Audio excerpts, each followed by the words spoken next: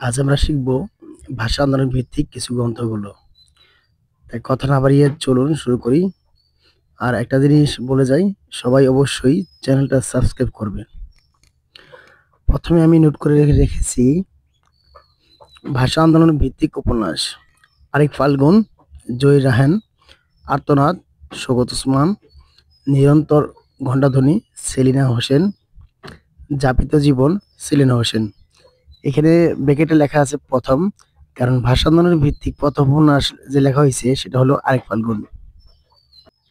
এরপরে হলো ভাষা আন্দোলন ভিত্তিক গল্প: একুশের গল্প এবং সূর্যগ্রহণ, দুটি ভাষা আন্দোলন ভিত্তিক গল্প যা লিখেছেন জয় রাহান। মৌন নয় লিখেছেন শওকত ওসমান। ভাষা আন্দোলন ভিত্তিক নাটক: ভাষা আন্দোলন ভিত্তিক প্রথম নাটক হলো কবর, যিনি লিখেছেন মনির চৌধুরী। এরপর আরেকটা নাটক হলো বিবাহ, যা লিখেছেন মোহাম্মদ তাজউদ্দিন আহমেদ। সবাই চ্যানেলটা সাবস্ক্রাইব করে পাশে থাকবেন।